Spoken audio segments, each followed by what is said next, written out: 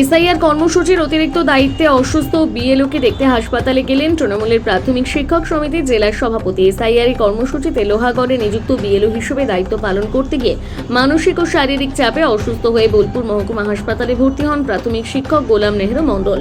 তাকে দেখতে হাসপাতালে যান তৃণমূলের বীরভূম জেলা প্রাথমিক শিক্ষক সমিতির সভাপতি বিপ্লব ব্যানার্জি। তিনি নেহরু বাবুর দ্রুত আরোগ্য কামনা করেন এবং বলেন, এই বিশাল দায়িত্ব একজন মানুষের পক্ষে সম্ভব নয়। প্রায় 90% শিক্ষক এই কাজ করছেন এবং এক একটি ফর্ম আপলোড করতে 10 মিনিটের মতো সময় লাগছে। পরে পুরো কাজ শেষ করতে 25 ঘন্টা লাগছে, যা একদিনের মধ্যে সম্পন্ন করা অসম্ভব। তিনি সাংবাদিকদের মাধ্যমে নির্বাচন কমিশনের কাছে আবেদন জানান যাতে যথাযথ ব্যবস্থা করে সুষ্ঠু এই কাজ সম্পন্ন করা হয়।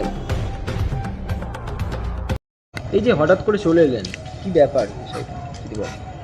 আপনারা জানেন যে এই মুহূর্তে নির্বাচন কমিশনের নির্দেশে 4 তারিখ পর্যন্ত আমাদের এসআইআর চলছে এবং এই এসআইআরের কাজে আমাদের প্রাথমিক বিদ্যালয়ে 90% শিক্ষক শিক্ষিকারা যুক্ত রয়েছে এবং যখন এসআইআরের কাজ শুরু হয় তখন একটি নির্দেশিকা আমাদের ছিল এবং বৃহত্তর যতদিন যাচ্ছে এই কাজগুলো বেড়েই যাচ্ছে এবং যেটা এসআইআর মানে হচ্ছে নির্বাচন, আমাদের যে সাংবিধানিক অধিকার আমাদের সাধারণ মানুষের, সেই সাংবিধানিক অধিকারের যে যোগ্যতা, সেই যোগ্যতার মতো একটা অতি গুরুত্বপূর্ণ একটা বিষয়।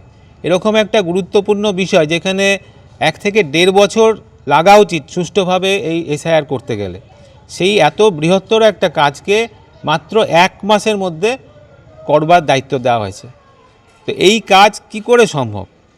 এটা একটা সাধারণ বিষয় নয়, কারণ এটা আমাদের সাংবিধানিক অধিকার রক্ষার একটা বিষয়।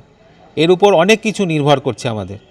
তো এই সামান্য সময় 1 মাসের মধ্যে এই 1 বছরের 1.5 বছরের কাজটাকে তোলা, সেই সঙ্গে প্রথমে শিক্ষক শিক্ষিকাদের যে নির্দেশ দেওয়া হয়েছিল যে ফর্মগুলো দেওয়া হবে প্রতিটা বাড়িতে বাড়িতে এবং সেখান থেকে কালেকশন করা হবে, কিন্তু বর্তমানে যেটা দেখা যাচ্ছে যে সেই কালেকশনের পাশাপাশি আমাদের সেই বিএলও শিক্ষক শিক্ষিকাদের মোবাইল অ্যাপ থেকেই এই ডাটাটাকেও এন্ট্রি করতে হচ্ছে। ওনারা ভোর সকাল 6টা থেকে সন্ধ্যে 6টা পর্যন্ত বাড়ি বাড়ি যাচ্ছেন, কালেকশন করছেন এবং এই ডাটা এন্ট্রির কাজে বাড়িতে গিয়ে আবার বসছেন এবং এই যে অ্যাপের মাধ্যমে এটা এন্ট্রি হচ্ছে, সেই অ্যাপে এটা এন্ট্রি করতে সার্ভারের প্রবলেমের জন্য 10 থেকে 15 মিনিট সময় লাগছে। এই 10 মিনিটই যদি আমি ধরি তাহলে একটা 150 যে ফর্ম, সেই ফর্মকে পার ডে সেটা আপলোড করতে 25 ঘন্টা সময় লাগে। তো 24 ঘন্টা তো আমাদের একটা দিন। কি করে এই কাজটা একটা সাধারণ মানুষের পক্ষে সম্ভব? এই কাজটা তো একটা এআই বা কম্পিউটারের মাধ্যমে সম্ভব, তাছাড়া একটা মানুষের পক্ষে কিছুতেই সম্ভব না। এই লোড তো আমাদের মাস্টারমশাইরা নিতে পারছে না, যারা বিএলও হিসেবে আছেন, ফলে অসুস্থ হয়ে যাচ্ছেন এবং মানসিকভাবে বিপর্যস্ত হয়ে যাচ্ছেন। শুধু তাই নয়, তাদের বাড়ির যে পরিবার, ছোট ছোট বাচ্চা, তাদের স্ত্রী, মা, বাবা সকলেই প্রচণ্ড টেনশনের মধ্যে, প্রচণ্ড আতঙ্কের মধ্যে দিয়ে দিন কাটাচ্ছে যে কীভাবে এই আতঙ্ক থেকে তারা নিস্তার পাবে এবং এই ভয়ঙ্কর যন্ত্রণা থেকে নিস্তার পাবে। আমাদের অনুরোধ যে নির্বাচন কমিশন এই বিষয়টাকে অতি গুরুত্ব সহকারে দেখুক, কারণ এর সঙ্গে আমাদের শিক্ষক শিক্ষিকাদের প্রাণের সম্পর্ক জড়িত। তারা যদি অসুস্থ হয়ে যায় বা কেউ যদি তাদের শারীরিকভাবে প্রবলেমে পড়ে বা বৃহত্তর কোনো বিপদ হয়ে যায়, তার দায়ভার কিন্তু নির্বাচন কমিশনকেই নিতে হবে এবং সেটা সেইভাবেই তাদেরকে কাজের দায়িত্ব দেওয়া হোক। আমাদের অনুরোধ এই কাজটাকে সুষ্ঠুভাবে যাতে আমাদের শিক্ষক শিক্ষিকারা করে, সেই ব্যাপারটা যাতে আধিকারিকরা দেখেন, সেই বিষয়টা অনুরোধ থাকবে। আমরা আমাদের রাজ্য নেতৃত্বকে জানিয়েছি এই বিষয়টা দেখার জন্য।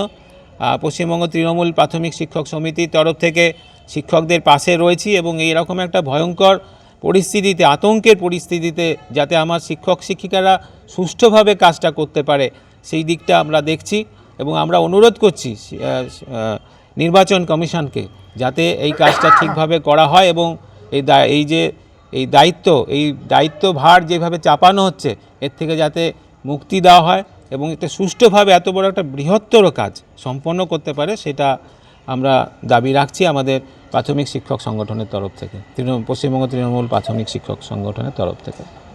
আপনার পরিচয়? আমি বিপ্লব ব্যানার্জি, সভাপতি, বীরভূম জেলা তৃণমূল প্রাথমিক শিক্ষক সমিতি।